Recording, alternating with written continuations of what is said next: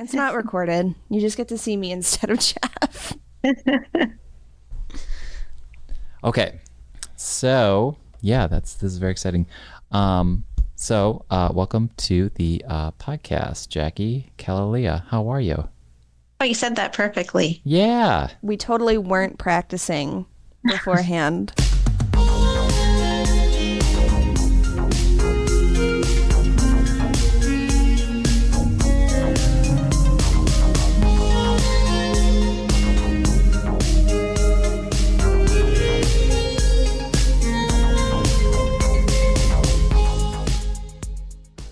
This is a little too quiet. It's the Ferndale Library Podcast. It's brought to you by the Friends of the Ferndale Library, welcoming author Jackie KHALILIEH to the podcast, author of the most recently released. Is it Everything Comes Back to You? Is this, what's the story? This is the newest one. It comes out. There it is. There's so August 4th. There's so many sticky notes. There's so many sticky notes. I finally got it. This is, we're doing a traveling arc where it travels around to a bunch of bookstagrammers.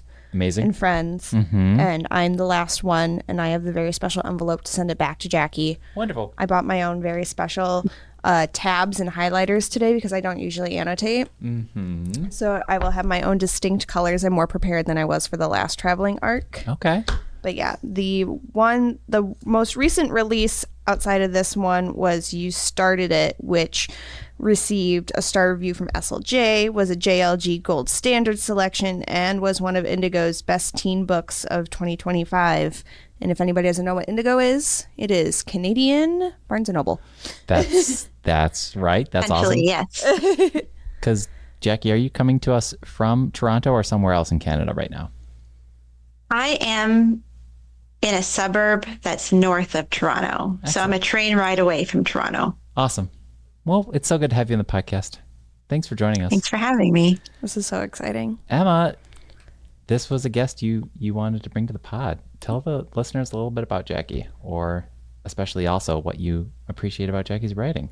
So I don't even remember my origin story about finding your work, but I read something more because it was probably on a list somewhere, and I was like, ooh, that sounds good. And it's about a teen entering high school who just found out she's autistic, and the shenanigans that follow in her dating life and how all she's navigating that with this new autism diagnosis. And I remember messaging Jackie and I said, did you somehow teleport back to my high school experience? I'm not diagnosed with autism, but I felt with Jessie like so much kinship. And so I remember messaging Jackie. I'm like, you went into my brain somehow and you wrote this book. And Amazing. That's where our friendship started. Probably was also me commenting on a picture of Pearl that you posted. Oh. My Samoyed Pearl. I think she's literally right outside this door. So maybe at the end of this, I can bring her in for you. A treat. Something more, the debut published work of young adult romance fiction, and then there's also You Started It, and then Everything Comes Back to You is coming up. And there's in also a little novella that goes out with something more that Jackie was so very kind and let me read early. Jackie, we just want to hear your story and your writing story. When and how you started writing, and then how you got into this journey of writing young adult romances that, center autistic characters. Yeah, I'm 45, so my whole story would take a really long time to try and be condense about it. I have always loved writing and being creative. I did grow up undiagnosed autistic, so I didn't know why I always felt different, but I always felt different. Mm-hmm. And I would really seclude myself at home in my safe space. Home felt safe for me, which I realize now is such a privilege that not many children get to have. But I'd come home from school, which always felt so difficult because I didn't realize I was masking all day, and I was like studying people and trying to figure out why are they so mean to me, and this person did the same thing that I did, but they're nicer to them. And it mental gymnastics all the time, always burnt out, not really understanding why. And so I really leaned on creative things to, I guess, heal or recover from the grueling aspects of school and being social. And one of the ways that I wrote and did this was through journaling. I kept a journal from, I think I started in 5th grade and I went all the way into university before I essentially stopped. So that was one way that I did writing. In high school, I had this focus on wanting to be a movie director. So that's where my creative endeavors sort of like turned more toward that. And then as time came to make a decision about next steps, I decided to be more realistic and went into journalism. So I figured, okay, it's writing, so it shouldn't be that different than creative writing.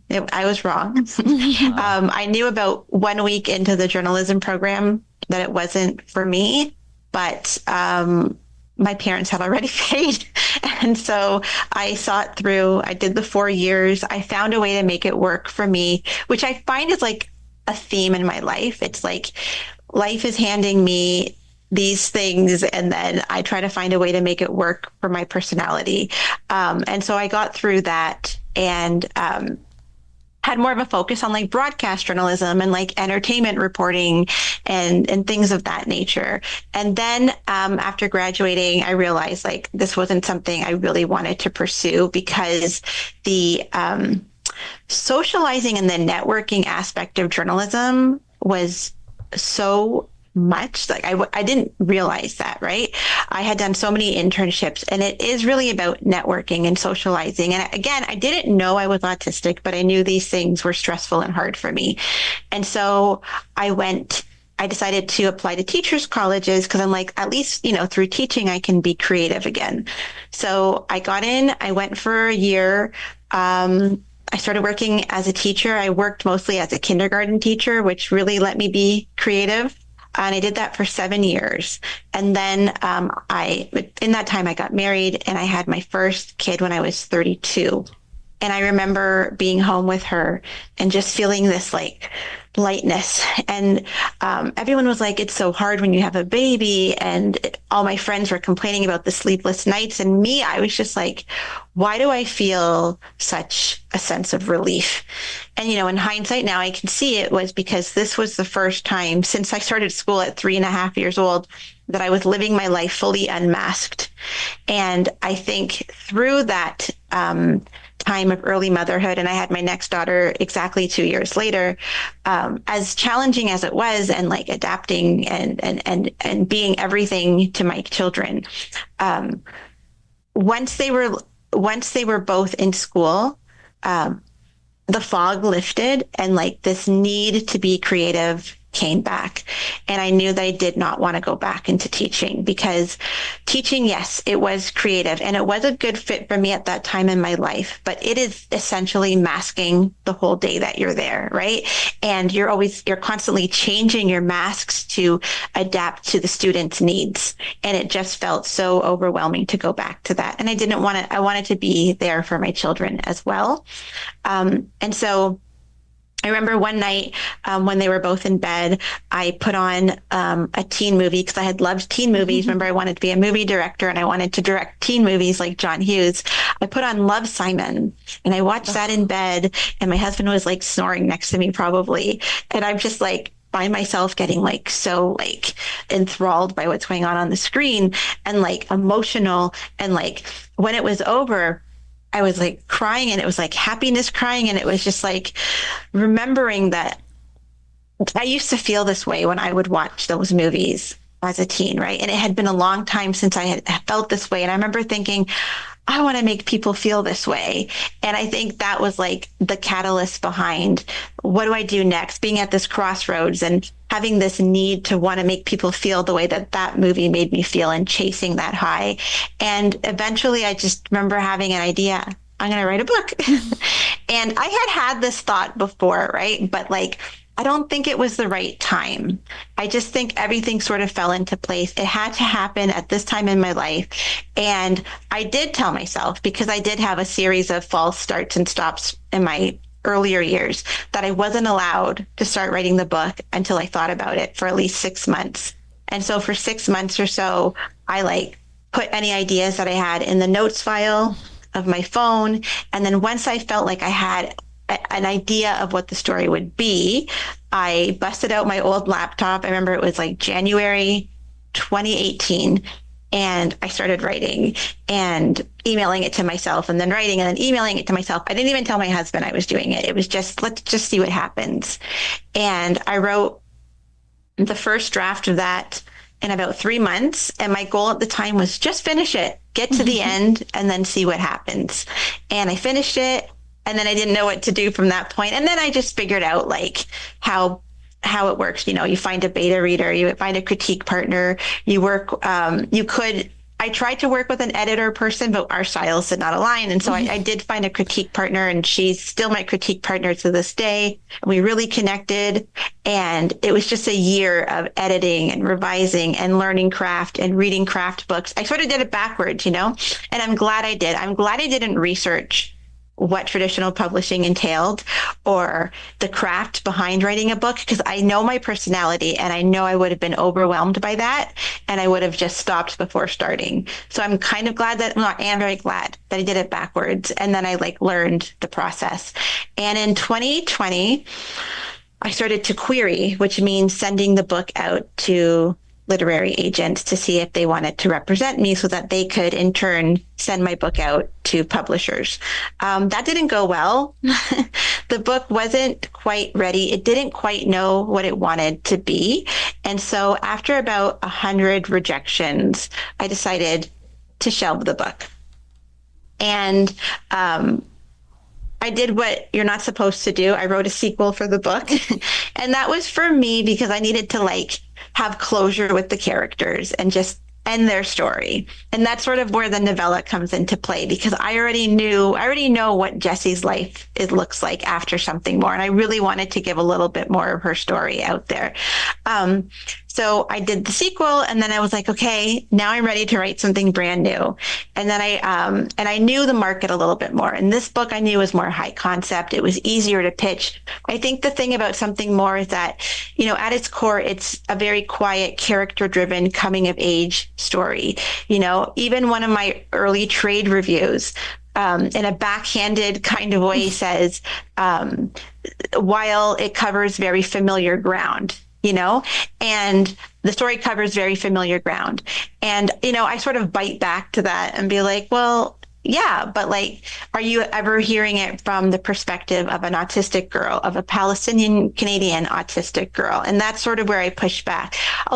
No, it feels like I'm going off on a tangent, but it does feel like often, you know, marginalized authors of color are expected to bring something new to the table. We're supposed to like reinvent the wheel. And I would argue, no, I think we need to have our opportunities to tell familiar stories, familiar tropes, familiar milestones that people reach in life through our lens, because that's what's going to offer something different.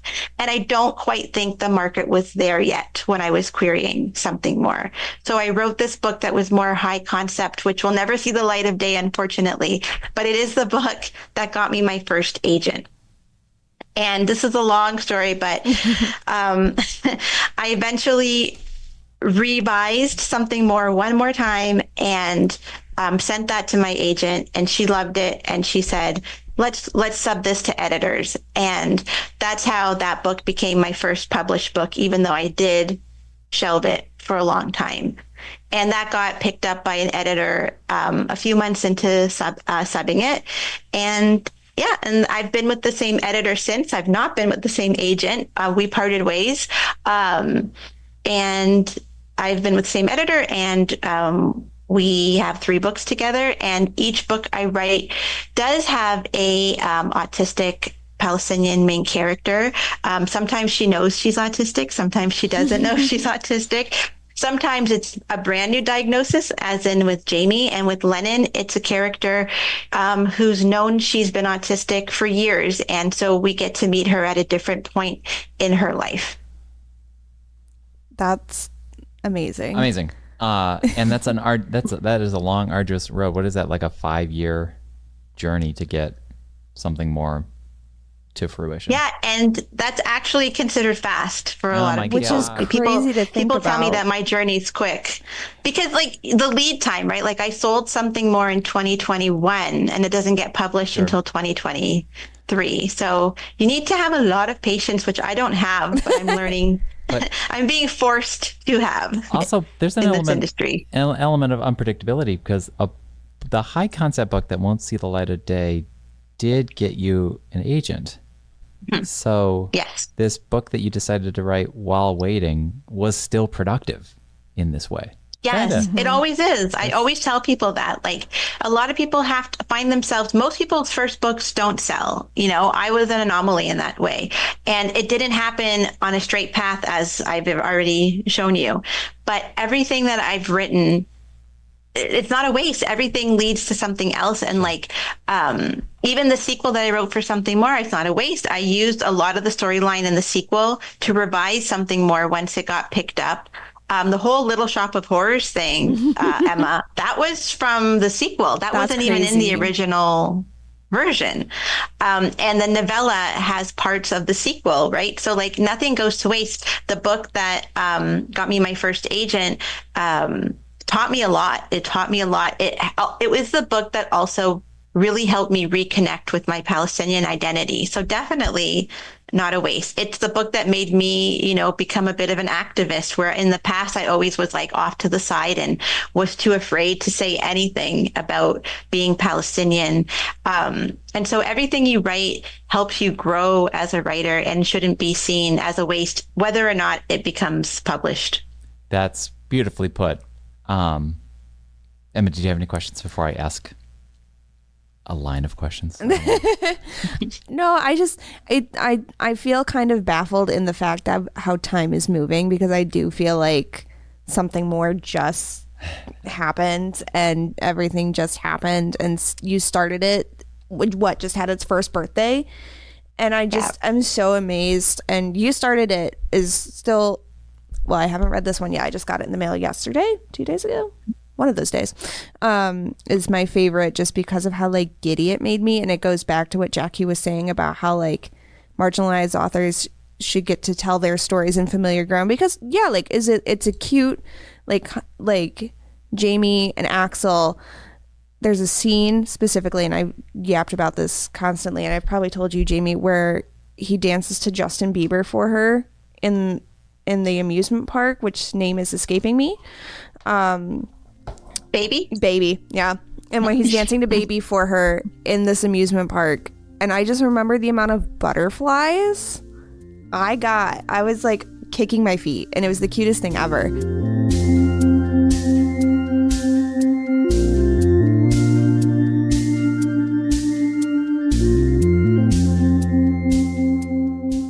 Here, I'll ask 2 or 3 generic, very simple service level questions, but that could render like insight. What made you sure you wanted to go, this is kind of everything, maybe the route of romance, the route of YA with YA characters, and then autistic characters? Like, how'd you know that's the direction you wanted to go to, and why was it important to give that to readers? Why was it important for you to write those 3 bullet points, I guess? Yeah, those are good questions, and they probably all connect in some form. For autistic characters, that wasn't my intention or my goal. It was while drafting Something More, I was a couple drafts in, is when I found out I was autistic, and it was like, oh, that's a game changer.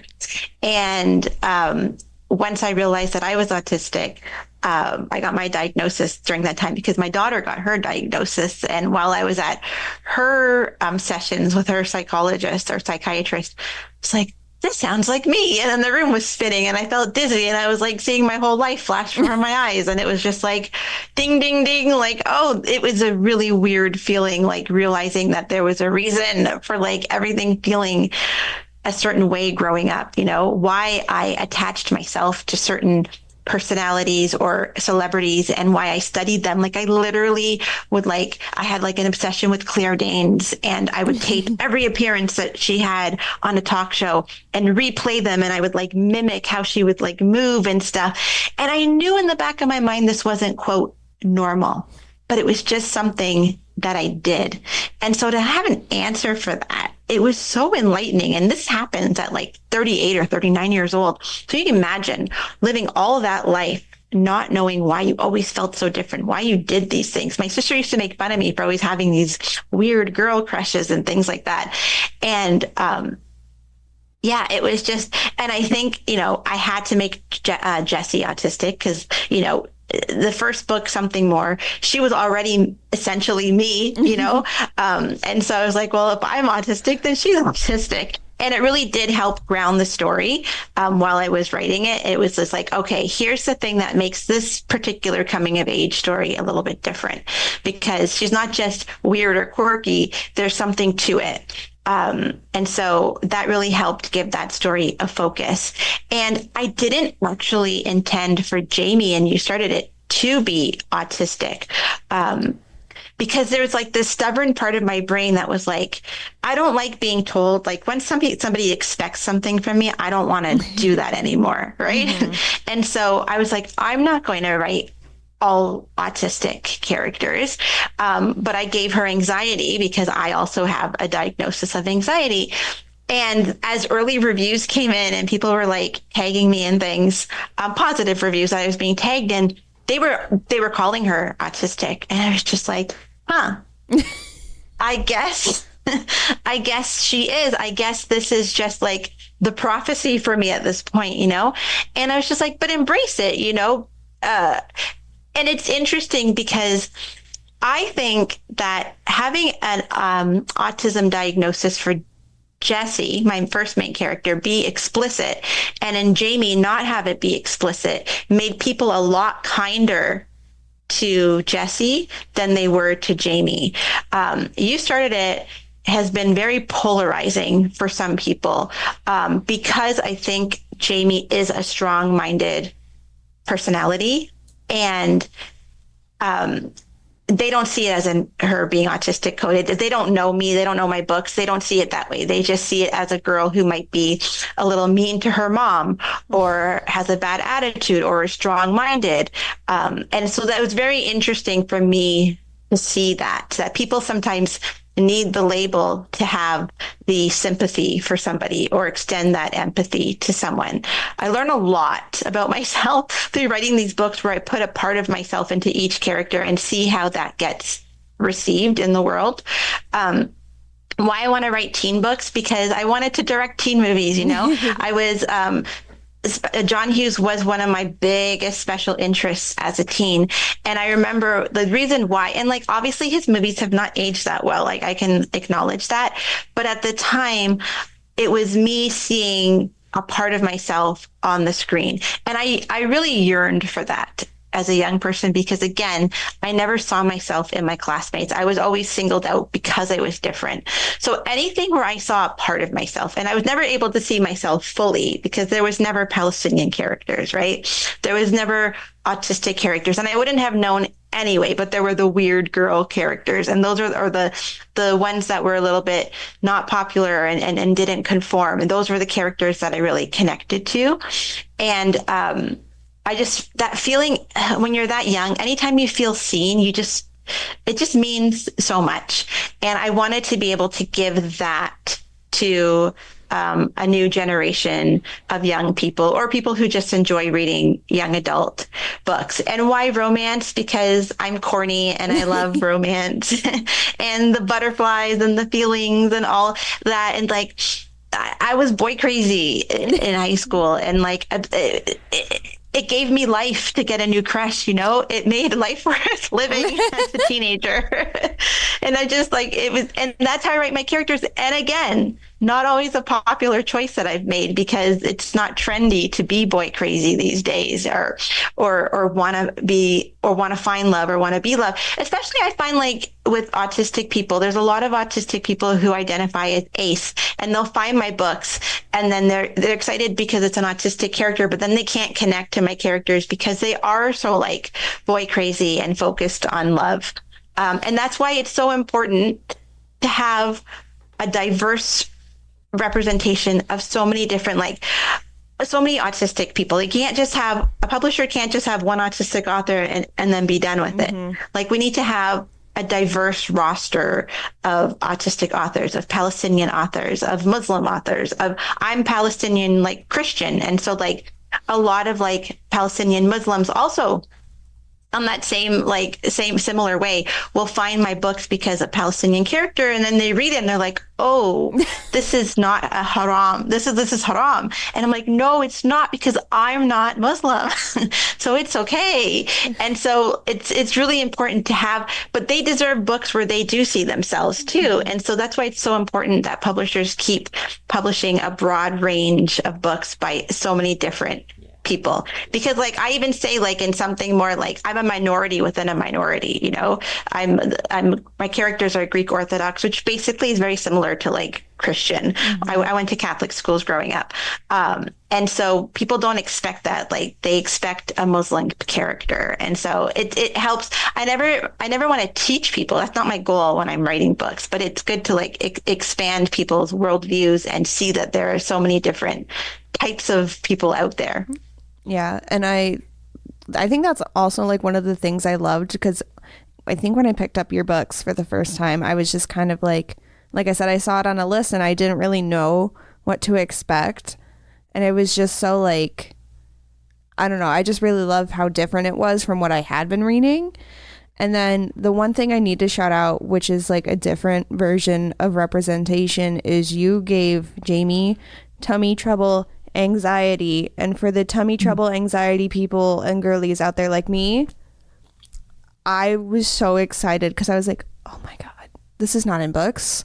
This is crazy. And I was so excited. It's such a little like detail, but I was so happy you included it, because anxiety can give you real bad tummy troubles. I know that life.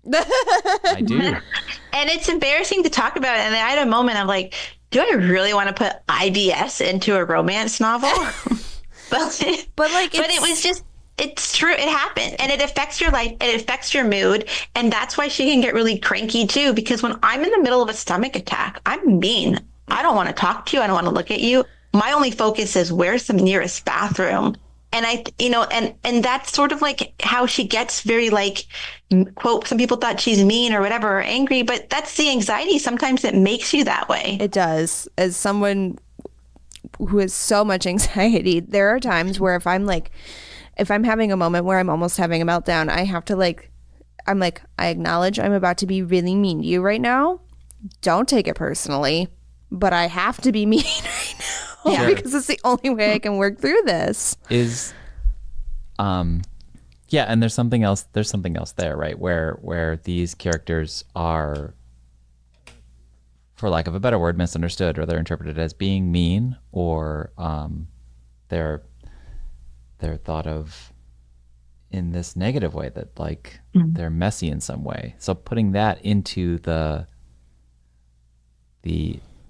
equation of romance, where literally everyone's messy, no matter what, we're all awkward. I just see it. I just think there's just like a lot that a reader can take from these books when it comes to that. I had a question. Please. I had a good question. Yeah, that's for the people. How for the people? For the as in, it's not me asking silly questions, as not so silly to see Pearl, but a question of like, how has your experience been writing openly, like not openly because it's who they are, but like Palestinian main characters? How has the experience been in like reception, and just like to touch on that? Yeah, that's I knew that writing Palestinian main characters would open me up to some unkind things. So there are definitely 1 stars that are just there for the Palestinian rep. And I can't do anything about that because that's a reality that reflects my reality. There are people that are just not going to like me or my books because I'm Palestinian. Then there are the sneakier ones that are harder for me to compute because they're not black and white, and my brain likes black and white. But, I've had people sort of explain this to me, that sometimes some of the criticism that I receive is critiquing one thing, but really it's because of who I am. And I had a few of my queer friends and queer author friends who have spoken to me and really supported me when there was some backlash that I was receiving with something more, where people were assuming terrible things about me and writing them down. And I, as an author, you can't say anything. That's the hard part too. Like, we're not allowed to really speak for ourselves. And it's hard too, as an autistic person who's constantly misunderstood, to have this happen. But they were there to support me and, explain to me that this is probably just a way for them to hate on me because of who I am and use that. And I don't think it's always the case, but basically what happened was when I was diagnosed with autism, and my daughter was diagnosed with autism, the language around that was very female autism and male autism. And that's how I learned it. And that's how I communicated it in the first edition of Something More. And a lot of people, not a lot of people, a small group of people thought that me using that language was excluding the trans community. And I didn't know that. You only know what you know. And as soon as I learned that, I was just like completely like, oh my God, no. From somebody who has lived outside the margins my whole life, it's never my intention to make anyone else feel that way. I just didn't know that. And once I learned that, I went to my editor and I asked to change the language for the paperback edition. But a lot of people assumed the worst of me because I said male and female and wrote some really bad things about me being transphobic and things like that. And that was really hard. And then and I won't name the author, but a pretty big queer author, spoke to me and was like, this is just something some people do. And it's not particularly white queer people will sometimes do this, or allies, sometimes people who disguise themselves as allies. And they'll do this to people of color, or they'll find a way to bring you down. And I had a really, really hard time with that. And I kept that mostly quiet. And I tried to deal with it the best way that I could by changing the language in the paperback, by speaking to other people, to my trans friends, to learning what is the appropriate way to talk about this, to do the learning. And I did that very quietly, but it doesn't change the fact that those words are still out there about me. And that's hard. Mm-hmm. There's also, I find some of my harshest critics are my own people, and that's hard too. It's like it's the other end of the spectrum. It's like the people who don't like me for who I am, and then the people who come to me because of who I am, and they expect to see a certain kind of representation in the books. And when I don't give them that, it makes them angry, whether it's because they don't identify with it, and so they think I'm telling something that's not true. They're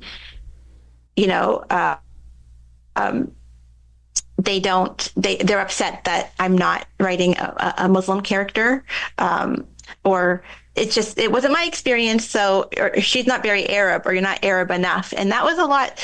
It was a lot. Like, releasing that first book was a lot, because I was just like, none of these things you can't expect. You can't plan for any of these things, right? And that's just the truth that I've had to learn.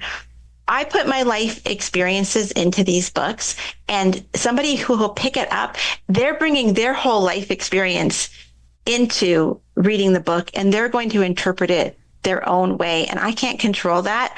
All I can do is tell the most honest stories based on what I know, and in the most respectable way that I can, but also not being afraid to be honest and raw and vulnerable about certain things. I fear for Everything Comes Back to You that there are going to be some, I'll say Arab, I won't say like Palestinian, I'll just say like the umbrella of Arab readers that might be upset that I am painting the father a certain way as an Arab man. And I went through, I made the choice, and you started it, to draw up Arab men in a more positive light. But the reality is people exist on all extremes. And the father in Everything Comes Back to You is a very polarizing character, and it is sort of stereotypical in some ways. And it's challenging, think like marginalized people should be paid more because even though we are most typically always paid less, it's not just like, it's everything that comes with writing and publishing a book and the hard stuff that comes with an audience receiving that. But we also deal with so many other things that some authors will never have to deal with. And it's emotionally draining, and it's anxiety inducing, and it's stressful. And it makes me wonder sometimes, what's the point when I'm constantly being misunderstood, or people are assuming things about me, and I can't really do anything to stick up for myself except tell stories the way that I know how.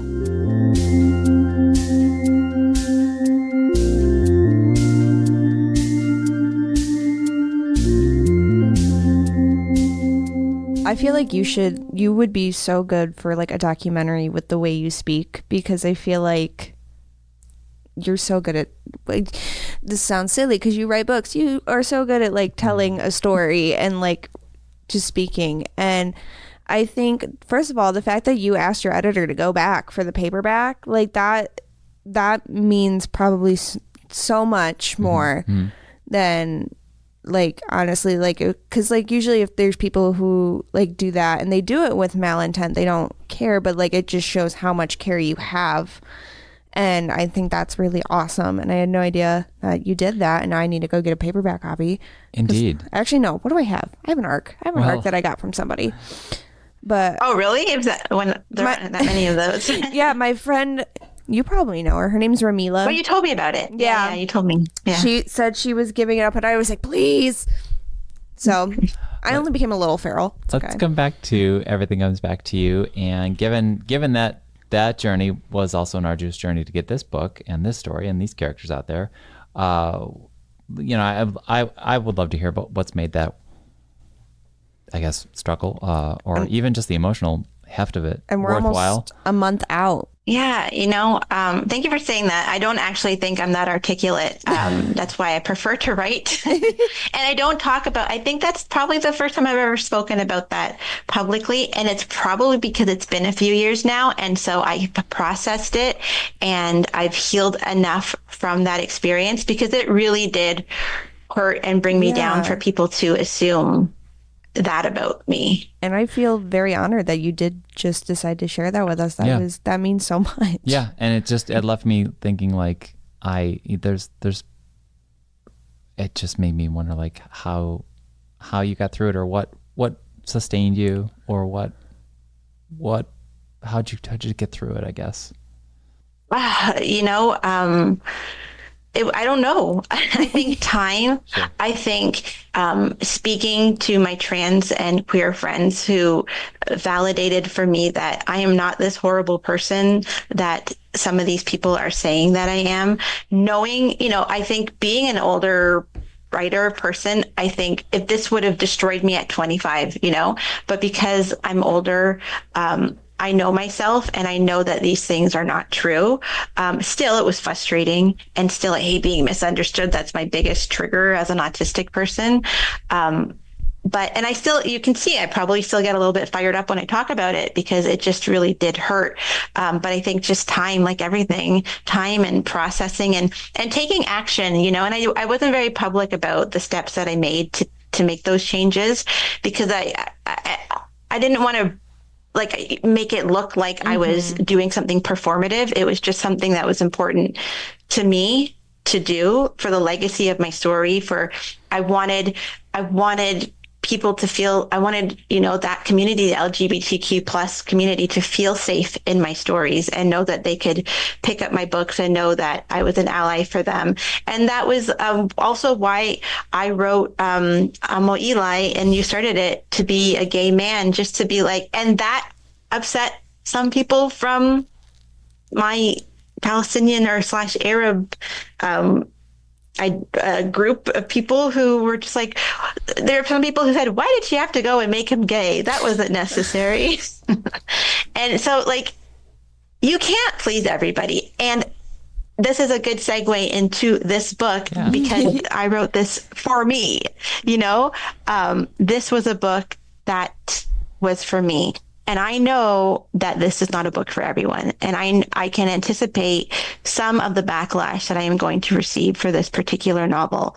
But I think now that it's my third novel and I've done this before, and I'm more steadfast in my beliefs, and that this was a book that I wanted to write for me. And I was so lucky to be with an editor who gave me the creative freedom to write a book that takes place over 4 years. So we meet Lennon in 9th grade, and we're with her from grade 9, 10, 11, and 12. And have it be this sort of coming of age, not a romance. My first, technically not a romance, but a love story is in this story. Tackling a lot of things, but for me, the big thing I wanted to tackle was shame, and how shame is used as a weapon against mostly girls, women, as a way to like control them and keep them small, and how religion and culture plays into that. And this is a book that I could only write, I think, for me, with a certain amount of life experience. And as this came to me initially as an adult romance with 2 points of view, and it came to me at the age of 39. So I was like contemplating life. I'm like, I'm turning 40 this year. And a couple of my friends who are Arabic or Arab or Palestinian were getting divorced. And everybody in the community starts talking about that.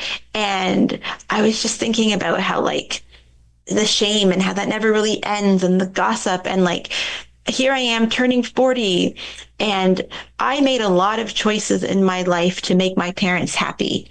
And thankfully for me, that worked out, but I could see how it couldn't, And of course there are parts of my life where I wonder, what if I went this way? What if I went that way? And, in the adult version, it was this woman who's contemplating the what ifs of her life as she's about to turn 40, and the relationship that got away from her. And eventually this turned into a young adult novel. And that's a whole long story that would need its own podcast. But the theme stayed the same, and that like, this is a character who wants to do things to make her parents happy. And she feels shame and guilt for wanting to fall in love, for wanting to have a boyfriend, to want to explore her sexuality. And that's a lot of what's explored in the story.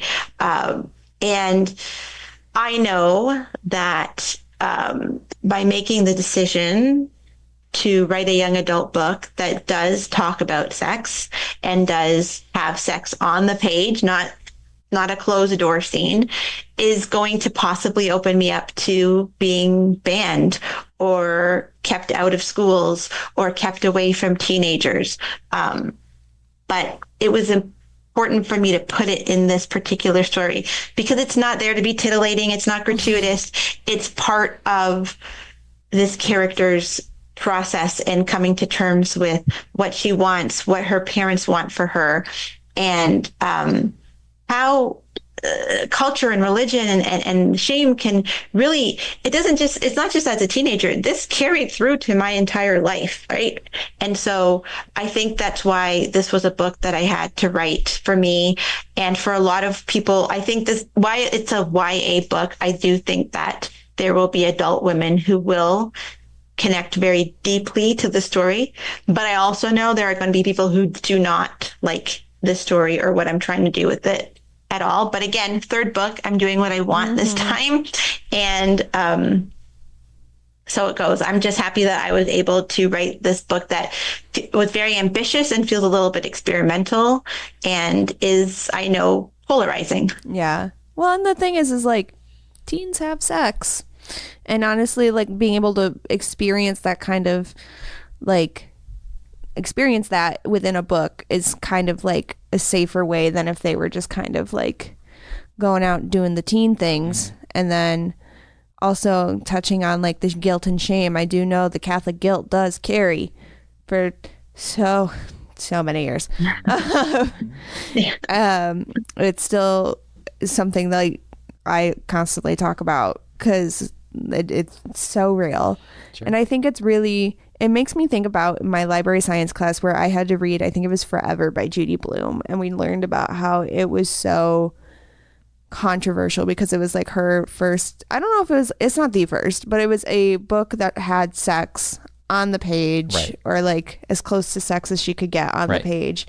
And it was like banned, and people were like, why would you ever publish this for like young adults? And I feel like taking that step is necessary because it fills a gap. And like, because like young adult is always like, I don't know, like I feel like sometimes even if it's like contemporary, it doesn't touch on all of the aspects. And I feel like you going for this is really important.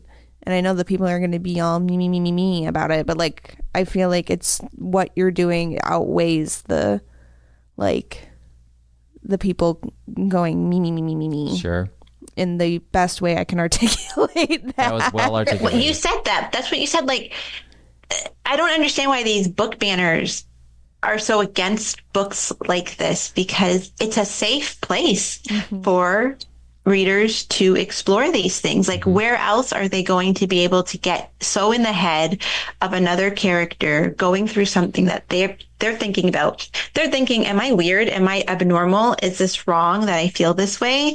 And I don't understand why it's so controversial to talk about these things, because it's happening regardless, right? Like you said, and this is a safe way for them to explore that and see what the consequences might be of making these choices. I would have killed for a book like this growing up. I would have, to know that I'm not wrong, that I'm not bad for wanting these things, for thinking these things. And that's why it's so important for me. I say now, like, I know this book isn't going to be for everybody. I understand that. But for the people it is for, I think it will be a very important book to them.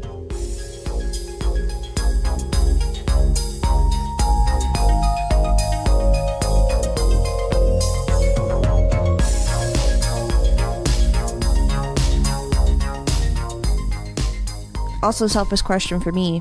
We've talked about you maybe writing an adult book one day. This was an adult book, but you made it YA.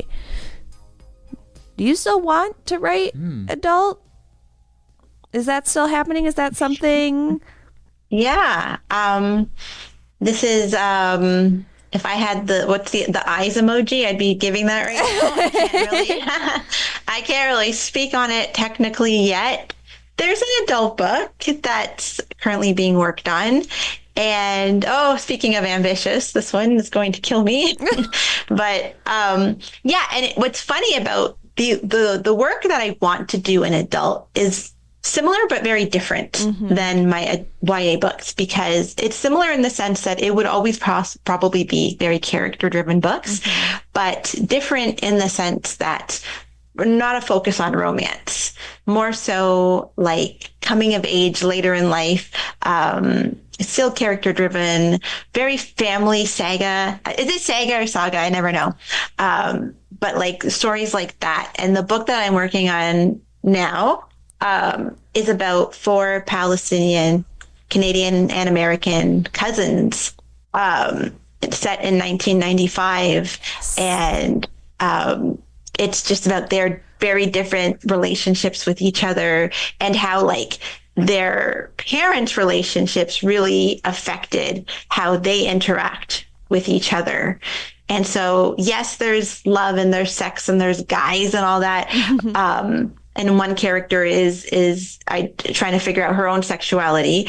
But it's not a romance. It's about family. It's about relationships. And I think like for me, adult will probably be more sparse. Like it would be a slower rollout. Like it wouldn't be as back to back as my YA releases have been, but it's definitely an area I want to go into. And I'm so curious too to see what it would be like in terms of reception versus being a YA author and distribution and like finding new readers, because YA is really struggling right now. And I'm curious to see how I would fit in to the adult space. See, and that was my sneaky way of making sure that book was still coming out, because I remember we've talked about it, and everything I do for a podcast is just me wanting to talk to my friends and learn things. Sure. But, and share a little bit of... You're bringing wonderful authors like Jackie to the podcast. You can always DM me these questions. I know. But it was for me and the people. That's a nice, because, well, in a way, the way journalists would typically wrap up an interview about this is, yes, of course, congrats on everything comes back to you and looking forward to that coming up. Do you have anything else you're working on or looking forward to? And that's you already got the Just give me answer. the journalism degree. Yeah. You got it. Jackie, we sincerely appreciate all your time and everything you shared today. Thank you so much for all of this. Thank you for having me and putting up with my very long answers. This is why my books are so thick. I can't keep it short. No, it's great. And the way you shared stuff was so beautiful, and I just kept going you had me. I don't know what the word is. No words. Will I have your attention in a month from now? Yes. I'll see you maybe still. Are we still planning on that visit? Yes, I will be visiting. Okay. We have our Airbnb, and if we're also going to talk about hyperfixations, I found out that Anastasia Romanoff, her aunt, is buried in York Cemetery. And so I told our friends I'm driving with, I said, you can come with me on my side quests, but I fear this is something I have to do. Okay. It'll be quiet at least. I was like, you don't need to come with me to my hyperfixation cemetery for this moment.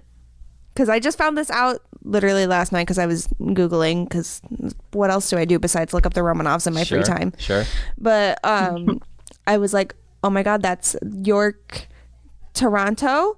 We're staying somewhere that's called like York, Toronto. It's like 20 minutes away, because I'm guessing there's multiple Yorks, or the York is really large. I don't know. But it's actually so confusing because I live in a place called York Region, which is not in Toronto, but there's also like York, Toronto. It's confusing. Whoever was making Canada city names needed to find something other than York. But I was like, wait a second. And then I texted my friends and I said, fun fact, I will be gone for a hot second, either one of the days. And you know what? This is turning into a very Emma focused thing, because I said, one, this is happening, but also I did say we have to go meet Pearl. Oh yes. I also want to go hang out with Jackie for breakfast. That is also just a plus, but it also gets us to see Pearl. It's really, really, really cute breed of dog, which I can't pronounce. I always say Samoyed, but it's probably not right. What do you say, Jackie? I think that's the way you're supposed to say it. I say Samoyed. I believe you. I think it needs to come with a little pronunciation card. Yes. Everything comes back to you. It's out August 4th. Amazing. Yeah. Jackie, Khalillieh, thank you so much for hanging out on the podcast. This is so fun. This has been a little too quiet. It's the Ferndale Library podcast. It's brought to you by the Friends of the Ferndale Library. We'll have more information about Jackie and link to the website. You can find more information about Everything Comes Back to You in our show notes. Thank you, Emma. Thank you, Friends of the Ferndale Library, for supporting this podcast. Thank you, Jackie. Thank everyone at home for listening. We'll be back next week with more. See ya.